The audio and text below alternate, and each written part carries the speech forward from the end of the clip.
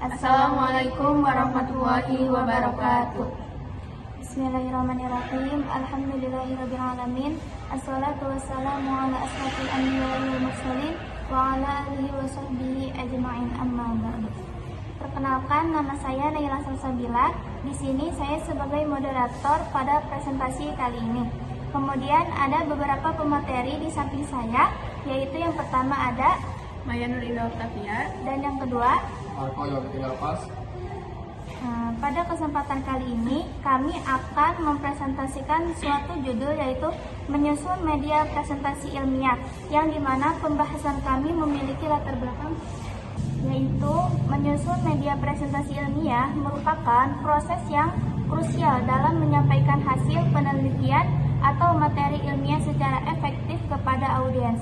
Latar belakang pentingnya menyusun media ini terkait dengan kebutuhan akan komunikasi ilmiah yang jelas, penyajian data yang mudah dipahami, serta penerapan prinsip-prinsip komunikasi yang efektif.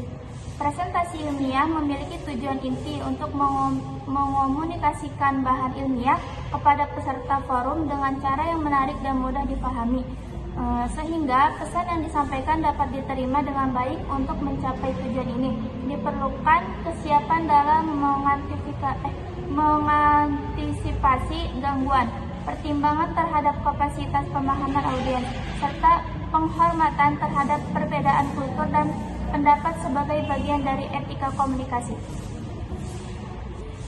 Baik, agar diskusi dapat dipahami dan lancar, langsung saja kita serahkan materi pertama yang akan dibahas oleh Maya. Jadi ini, bentar ya.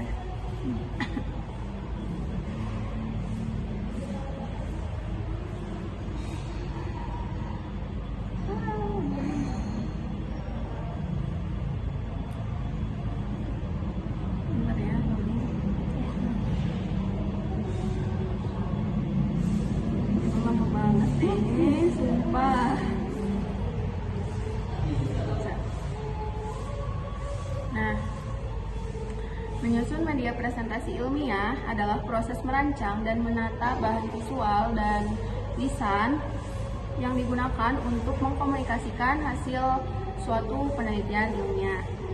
Tujuan dari menyusun media presentasi ilmiah ini adalah untuk mempermudah pemahaman audiens untuk terhadap apa yang disampaikan presenter. Kemudian membantu audiens agar menyimak apa yang dijelaskan oleh presenter dengan media yang menarik, mendukung penjelasan presenter dan meminimalisir kesalahpahaman bagi audiens. Kemudian membantu menyampaikan data ilmiah seperti tabel, grafik, dan diagram secara ringkas dan informatif. Selanjutnya ada menyajikan media yang rapi dan ilmiah, menunjukkan kesiapan presenter dan ketelitian serta keahlian untuk hasil penelitian. Kemudian ada langkah-langkah menyusun media presentasi ilmiah. Yang pertama itu mengumpulkan data yang relevan. Yang kedua itu mempersiapkan dan menyusun media presentasi ilmiah dengan baik. Yang ketiga itu ada teknik penyampaian presentasi ilmiah. Nah, pengumpulan data yang relevan adalah proses mencari, memperoleh, dan menyeleksi informasi yang dibutuhkan untuk mendukung isi presentasi agar berdasarkan fakta dan bukti yang dapat dipertanggungjawabkan. Nah, data tersebut terbagi menjadi data primer dan data sekunder. Data primer adalah data yang langsung didapatkan melalui wawancara, kuesioner, dan lain sebagainya. Sedangkan data sekunder itu adalah data yang secara tidak langsung didapatkan, seperti dari sumber jurnal ataupun artikel yang relevan gitu. Kemudian ada persiapan dan menyusun media presentasi ilmiah. Ada beberapa hal yang diperhatikan dalam merencanakan penyusunan media presentasi ilmiah ini. Yang pertama itu menganalisis tujuan dan topik. Pilihlah topik yang bernilai dan sesuai minat dan kebutuhan pendengar. Tentu menentukan tujuan presentasi, apakah itu untuk memberikan pemahaman atau mempengaruhi hidup, atau untuk tujuan khusus lainnya. Kemudian, analisis pendengar. Lakukan analisis secara psikologis dan demografis terhadap pendengar agar informasi yang cukup tentang audiens ini mengurangi kecemasan saat berhadapan dengan para audiens nantinya atau para pendengar nantinya. Selanjutnya yang ketiga ada teliti topik yang akan dipilih. Lakukan penelitian yang memadai tentang topik yang akan disajikan dan pastikan topik yang dipilih itu relevan dan menarik bagi para pendengar.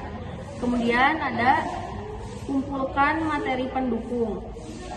Nah, materi pendukung ini berupa data ataupun fakta, konsep, teori, dan sebagainya yang relevan dengan topik yang dibahas. Kemudian, kumpulkan materi pendukung dan rancang poin utama. Nah, rancang poin-poin utama yang akan disampaikan dalam presentasi agar presentasi itu lebih terarah dan lebih fokus. Kemudian, susun materi presentasi. Susunlah dengan baik dan tentukan bagian pembuka, isi, dan penutupnya. Kemudian rancang, pilihlah kata-kata yang tepat. Nah, kata-kata atau kalimat terbaik kalimat terbaik itu digunakan untuk menyampaikan ide dan pastikan kata-kata yang dipilih itu kuat dan efektif dalam menyampaikan pesan.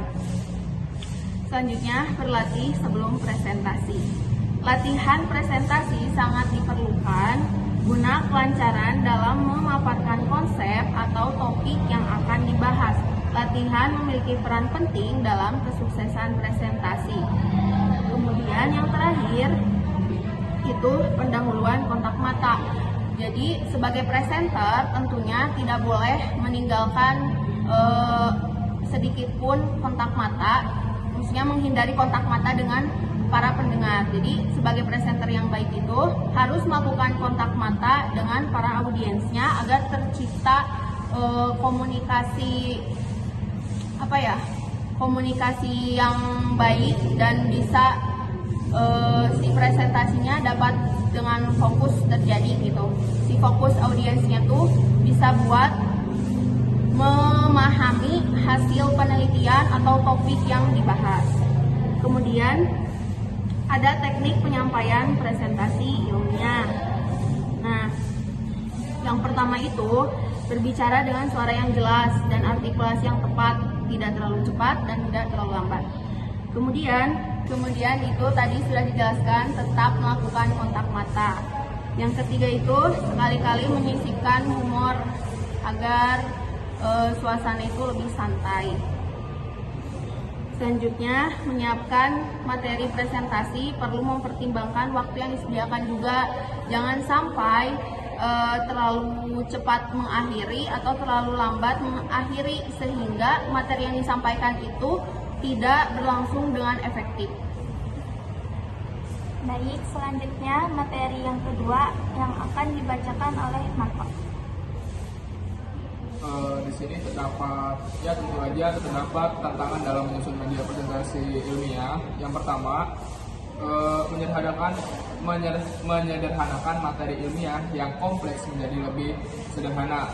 Dan yang kedua, memilih dan menyusun data penting yang berhubungan dengan topik yang akan dibahas. Ketiga, menguasai media presentasi agar media dapat digunakan secara maksimal. Dan keempat, menyesuaikan tingkat kedalaman materi agar semua pendengar dapat memahami materi yang dijelaskan.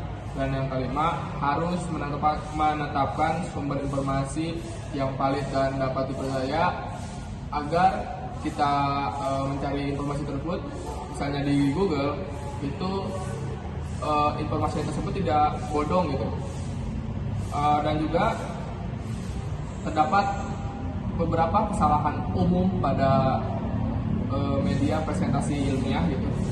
Yang pertama, menyajikan media presentasi yang terlalu banyak informasi sehingga pendengar akan menjadi tidak fokus untuk menerima materi yang ingin disampaikan.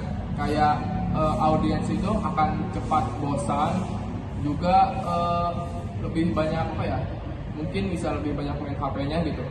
Dan juga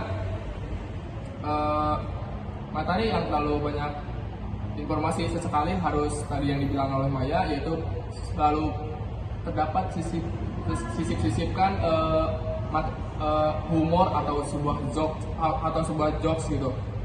Selanjutnya, desain media presentasi yang ditampilkan menggunakan kontras, warna, dan gaya huruf yang berlebihan sehingga mengurangi keterbacaan pada media presentasi tersebut.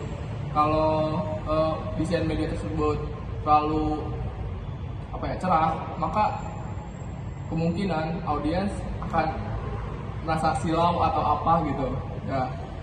Dan yang selanjutnya, memakai istilah teknis tanpa definisi sehingga membuat pendengar merasa kebingungan terkait topik yang dibahas.